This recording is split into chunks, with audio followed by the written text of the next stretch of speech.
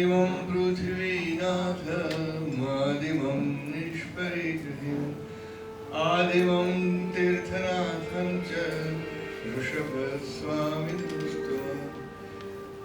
पूज्य गुरुदेव श्री अश्वरीजी महाराज साहेब, राजेजी महाराज साहेब तथा लाडला निकुंजभाई गुरुजी तथा अन्य गुरुजीઓ તથા આપણા સંઘના સભ્યો, આપ સૌને મારા વંદન, ખૂબ અભિનંદન કે આવા સુંદર અનુષ્ઠાનમાં આપણે સૌએ હાજરી આપી છે.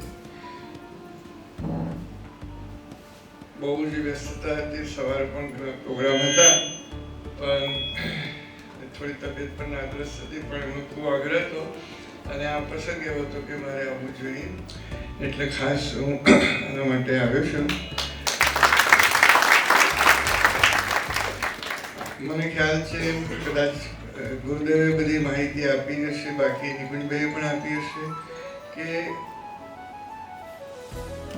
આ સ્તોત્ર ભક્તાવા સ્તોત્ર એ આપણું એક અત્યંત ચમત્કારી પ્રભાવિક સ્તોત્ર છે.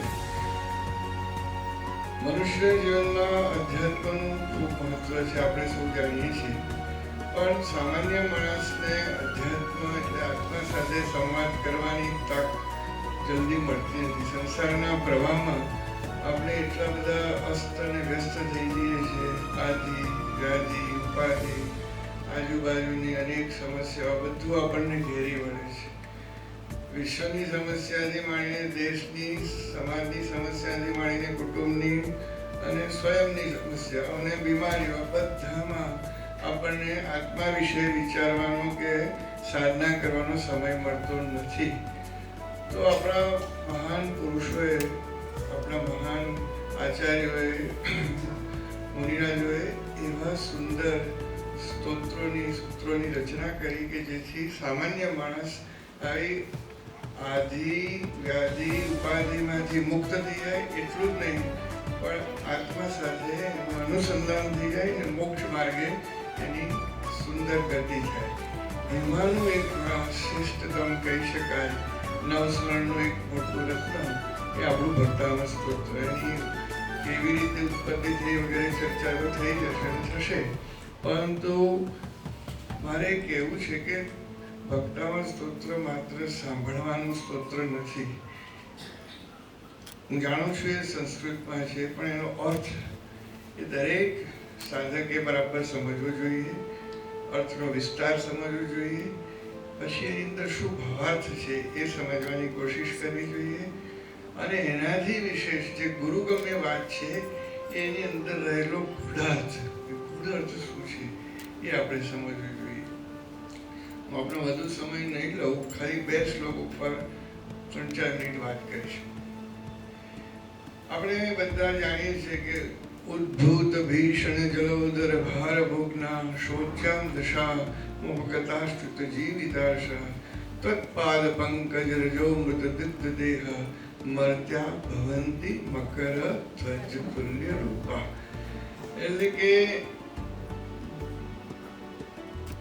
જેના શરીરમાં અનેક રોગો વ્યાપ્ત થઈ ગયા હોય, જલોદર, એસાઇટિસ, લંગ, કિડની બધું ખરાબ થઈ ગયું હોય, છેલ્લી દશાએ આવી ગઈ, શોચ્યામ દશામાં એકદમ દુઃખ થાય અને આપણને અરેલાટી છૂટી જાય એવી દશામાં મનુષ્ય આવી ગયો હોય, એવો મનુષ્ય પણ તત્પાદ પંકજ રજો મૃત દિગ્ધ દેહ, તારા ઈશ્વર ભગવાન આદિનાથને કહે છે આચાર્ય માનતુમ સુધી, તારા ચરણની રજના સ્પર્શથી તત્પાદ પંકજ રજો મૃત દિગ્ધ દેહ, એના અમૃતથી આવા દિગ્ધ દેહ વાળો મનુષ્ય પણ મર્ત્યા ભવંતી મકર ધ્વજ તુલ્ય, એટલે કે કામદેવ જેવું એનું શરીર, એનું એવી સુંદર એની આભા કીર્તિ થઈ જાય એ માત્ર તારા ચરણના સ્પર્શથી, તારી સ્મૃતિથી વગેરે. હવે આમ તો સામાન્ય રીતે અર્થ આપણને આવો લાગે, પણ ખરેખર એનો ભાવાર્થ શું છે જ્યારે આપ સમજશો, અને એમાં ગુઢાર્થ શું છે સમજશો.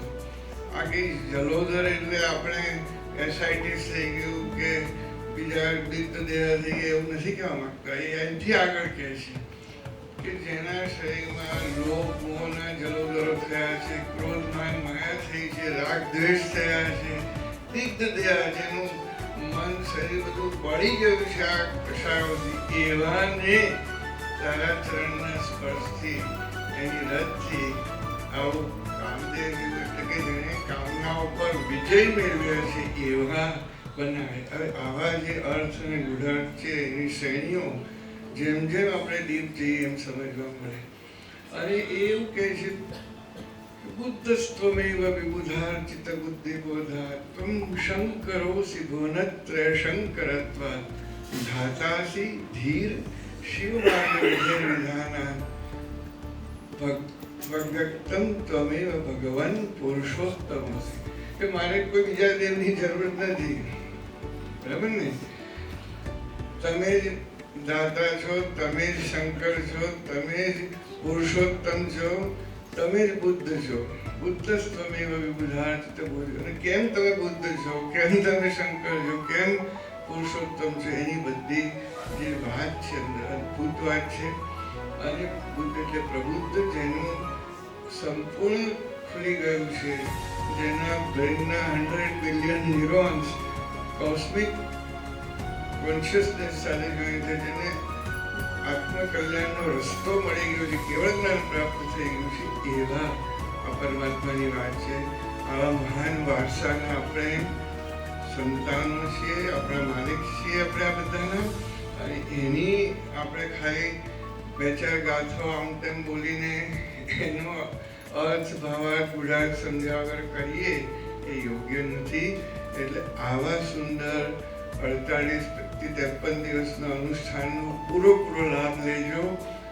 આખું ભક્તાવાનને કંઠસ્થ કરજો, આત્મસાત કરજો અને ગુરુદેવની કૃપાથી એનો ચમત્કાર તમારા આપણા સૌના દિલમાં, મનમાં, શરીરમાં, આત્મામાં ઉતરે એવી ખૂબ સુંદર પ્રાર્થના સાથે હું વિરમું છું. Thank you very much. જય હિન્દ. ખૂબ ખૂબ ધન્યવાદ.